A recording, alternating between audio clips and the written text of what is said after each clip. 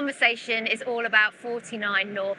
So I'm here today with Christopher Poe, the Director of Community Development for TechWorks. Hello and welcome. Thank you. I'm happy to be here. Yeah, lovely to have you here.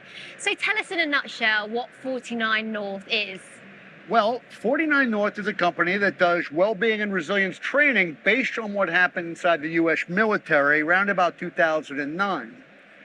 49 North is actually the latitude in Germany for the Landstuhl Medical Hospital, where our Director of Health, Brigadier General Rhonda Cornum, she was the officer in charge of that hospital with the evacuation of the soldiers coming out of Iraq in the mid-2000s. So it really is a place of resilience and well-being. And so you're bringing expertise from the military, as you just mentioned, to public safety. Why have you branched out in this way? Well, I think we find this in many cases when it comes to emergency services. A lot of things do come out of the military. Body armor, for instance, came out of the military into law enforcement. But with resilience skills, it was something that the military really hadn't dabbled in prior to about, like I said, the late 2000s. I mean, prior to that, the way we built resilience was very physically. I mean, we would put 80 pounds on your back and we'd make you walk for 10 miles. And if you weren't happy about that, essentially we'd kick you until you got back up. And then you would realize, oh, I guess I'm more capable. Well, what we find in emergency services in the military is that we can actually learn psychological strengths to enhance that resilience before negative events happen. And we know that the correlation between the military and emergency services are very close. I mean, you're talking about constantly on the job never ending. It's not like crime goes away or the accidents on the highway go away. Military deployments, the war on terror, we were constantly deploying. And in fact, in a lot of ways, I give emergency services a lot more credit than I do the military. I mean, when we deploy in the military, we know what the job is, and we have plenty of rights to take care of ourselves if we have to. Law enforcement, for example, when they're pulling a vehicle over, they don't know what they're about to come into contact with. And that can cause quite a bit of stress. And we need to make sure we empower those law enforcement officers, those ambulance personnel, the paramedic, and the firefighters to be able to sustain their mental strength and well-being over a long period of time. And when you talk about sort of psychological resilience, what do you mean by that? At 49 North, we define resilience as the ability to withstand, recover, and grow in the face of stressors and changing demands. Now, all of us probably know how to withstand and recover from things. I mean, we wouldn't be here otherwise. I mean, there's anybody that I know that's had a perfectly easy life with no issues whatsoever, from the smallest issues, like maybe I didn't get the job or the promotion, to the much bigger traumas and medical diagnoses and things like that. So when we talk about withstanding and recovering, most of us know about that. The grow piece is what modern psychology really tells us that we can capitalize on the experiences in our life, because guess what? And I don't know if you know this or not, life may throw you another challenge in your future. Do you think so? Sure. And it's definitely going to do it for emergency services personnel. So why wouldn't we outfit them before those challenges happen? It's kind of like teaching somebody to run a marathon. You can either tell somebody, hey, look, don't train, just run the marathon, and if you break something, we'll fix you. We have the resources to do that. But actually, isn't it smarter and more effective to train for that marathon before you go out and do it? That's what we're trying to do with emergency services personnel. And as a US-based company, do you see any cultural differences between the US and the UK that may mean adapting your approach in some way? That's a great question. So first I want to mention that I'm from Boston, Massachusetts, and I'm not in the mob. And the thing is, my wife is actually from Buckinghamshire. She's from High Wycombe. And so we're currently living in Lincolnshire. And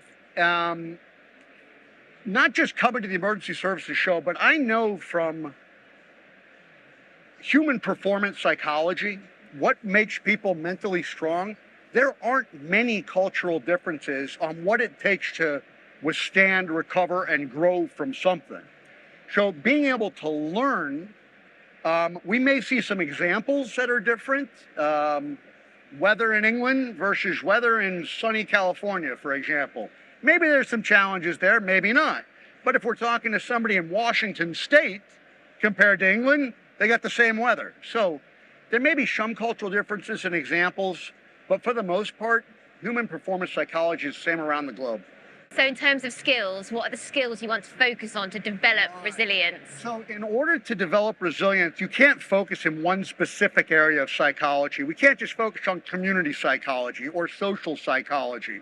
And so what the US military did in the mid-2000s and what's now expanding into the public sector are a series of skills based in many different areas of psychology, including positive psychology. So a skill really has to be something that is practical. It's not about exploring trauma. It's not about providing resources that we generally see from psychologists or therapists, but actually it's about teaching somebody a practical skill before those challenges exist. So for example, many of the folks here may have heard the word gratitude, okay? And gratitude, especially in the tough guy, tough gal world, can be a little bit of a fluffy thing, but the science behind gratitude is not something to shake loose. So a skill in gratitude would be, it's easy to find things that are negative in your life. It's probably more challenging to find things that are good and capitalize on those good things. So if I asked you, I want you to think about the worst day of your life. You can probably give me, and I don't want you to do that today, but you could probably give me the date, the time, the people, what you had for dinner, and what the weather was like. But if I said, give me the most grateful day of your life or the best day of your life, you would still remember it, but the details wouldn't quite be there. And that's a skill to use today, to practice something like gratitude, where I can look over the last 24 hours of my day and go, what did happen right? I'm not going to focus on the things that went wrong, like maybe this interview. I don't know. But I am going to focus on the things that went right. And I might even do that right before I go to bed and use it as a mindfulness exercise, because generally when we go to bed, what do? We think about all the bad things that happened or what we have to go in tomorrow. The skill of gratitude is deliberate and intentional, looking for good things to rewire our brains, because when life does throw us that challenge that we know is coming, we will be more capable of finding good things despite the bad things. That's a skill. That's a skill. Wow, that's pretty empowering, actually. So let's talk case studies, shall we? So can you share some case studies with us? For example, what studies did the US military use before they committed to expanding the program to the entire US Army? So my immediate boss, mentor, coach, and friend, she's a former prisoner of war from Desert Storm, and her name is Brigadier General Rhonda Cornum. And Rhonda was directed by the U.S. Army Chief of Staff. Now, in the U.S. Army, there is no general hire, and his name is General George Casey Jr. Both of them are on the 49 North Tech Works staff. And so General Cornum was directed by General Casey to investigate what aren't we doing for our troops. And again, in the mid-2000s in Iraq, especially 2003, 4, and 5, we saw post-traumatic stress disorder on the rise. We saw substance abuse, domestic violence, and this is with soldiers. So this isn't even casualties of war. These are soldiers that are dealing with the war just like we train them to do. But the effects of that, and maybe separation from family or other challenges, were having an impact which caused them to need to research what was out there to help. And what they found was that, like I mentioned, teaching practical skills based in a series of different psychological disciplines. So before they rolled it out to the entire military, General Cornum, and I love her, she's a tough cookie, that lady, had to make sure that the money and the dollars that were going to be spent by the U.S. taxpayer to outfit this to 1.1 million troops was effective. So what they did was they packaged resilient skills and they taught them to 4 U.S. Army brigades. Now, a brigade in the U.S. Army is about 5,000 troops. So 20,000 troops get resilient skills training, and 20,000 troops do not.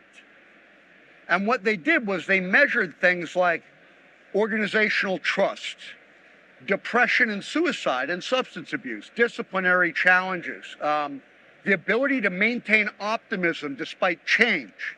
And what they found was that the organizations that actually had resilience trainers that were effective had reductions in all those negative coping areas and improvements in all the positive ones, like unit cohesion. The ones that did not get that training, status quo. If not, depending upon what was going on in their life at that time, sometimes worse. So it is better, again, to train for the marathon beforehand than to wait. And that was the efficacy that said, yes, we're going to actually roll this out to every individual soldier in the U.S. Army. And when it comes to law enforcement, are the issues different? When it comes to law enforcement and emergency services, so for example, a soldier deploys, right? They're away from home for an extended period of time. Well, I would be happy to ask any of the law enforcement personnel here in the United Kingdom, how many hours do you spend at home and how many hours do you spend in a patrol car? Who are you spending more time with? And even when you're home, part of your brain may be with that other family in a uniform. So the correlations between the military and law enforcement and some of the potential traumas that we may encounter, and again, I'm from the United States, but, dare I say maybe terrorism inside of a former European country or country so close to Europe is probably peak at the top of some minds of people in and around London or on the tube in London. And so your rail police, right, are always looking. The people that are behind the scenes working in law enforcement, the intelligence people, they know that the next big event that happens may be on their watch and they didn't catch it. And by the way, they still got to go home and take their child to football practice. Yeah. And when thinking about resilience, so are you just focused on the first responder, or are you looking at the family or the work colleagues and so on? Right. So you're really intuitive, by the way. It is so important to focus on the supporting elements of somebody that works in emergency services. We know that people are only as good as how things are at home. I mean, that's a fact. Now, a lot of folks may not admit to that in a professional forum, right? They're going through some challenge at home or some difficulty. They may not be quick to open up about that in a professional forum. My advice to them, as far as resilience goes, is be your most authentic self always. Always. That's a stronger way to go, right? Because if you're stretching the rubber band so tight inside your head and in other places of your life, and you snap at the wrong moment, which means we lose you to any number of negative coping strategies, or you just do get to a point where you need some sort of clinical help, we've lost you. So we need to take care of the families just as much as we have to take care of those members that are taking care of us. And the same skills that we teach to our emergency services personnel can easily be replicated and adopted by those families, whether it's by somebody like me saying, hey, families, come, I'm going to teach you a skill, or whether that member of the emergency service community learned it at work, and then the next time they have that argument with their teenager at home or their toddler or their spouse, they're able to say, I learned something at work that's going to help me regulate this emotion so that we don't escalate beyond this. And so here at the Emergency Services Show, people can find you at stand F156. 156. 156. And what can people expect when they come and visit you there? So look, my goal here And again, this is our very first time at the Emergency Services Show. And again, like I said, I happen to live in Lincolnshire, and I really wanted to see how was the United Kingdom developing, instituting, providing resilience practices in their organizations. I mean, in my day, quite honestly, and I'll be very truthful about this, it was like, okay, we got a Christmas party coming up, so there's our wellness, and you need to just carry on. And that was our resilience.